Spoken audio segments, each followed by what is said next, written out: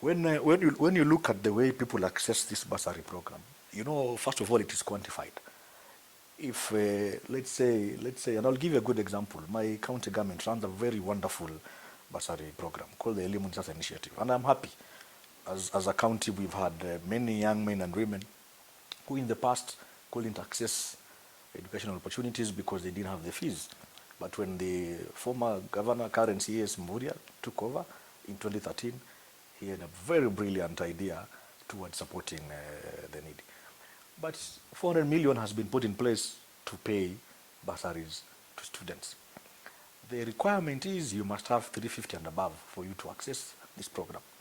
Many students fall below that threshold. What happened to that guy who got 349, 320, 300, and has an admission to a certain school?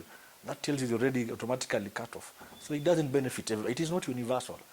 As opposed to putting money to schools directly and tell people, can you just access education universally? And even the way the whole process is being run, you have 50 million as an MP. You advertise, you give out forms, bursary forms to many people. Not all will get that bursary program. Giving a form, filling the form, and actual getting that bursary is a different story altogether. So we know it doesn't happen. So it's all about balancing the political interest, regionalism, and all that. So we are still, way far much behind. Let me give you a practical example of the figures you're talking about. It's data, statistical data. Let's say every county runs, and I'm sure every other county, because my county runs about $500 million for bursaries as a program for a year. And it's a small county. If we do by 47 counties, averaging at 500 million, that's around 23, 24 billion of money going towards scholarships and bursaries. If you look at CDF, give them 50 million per constituency, and they are 290. That's roughly another, looking at 2 billion thereabout, roughly.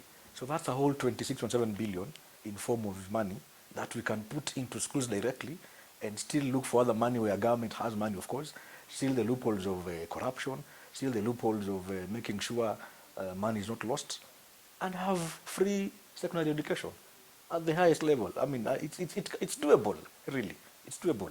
We just have to sustain the conversation and change the mentality towards making sure people are so straddled under bursaries that they can't go to school without Chimera giving them support.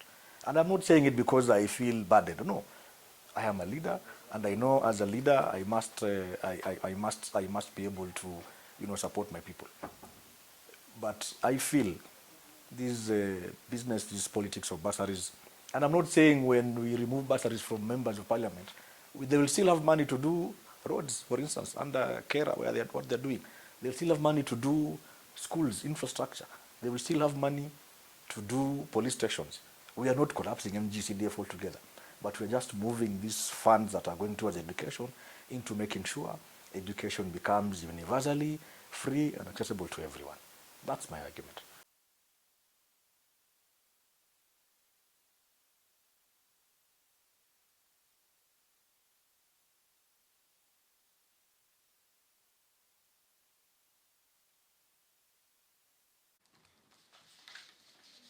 Hata naenda kitu. Basi nimeumia bana.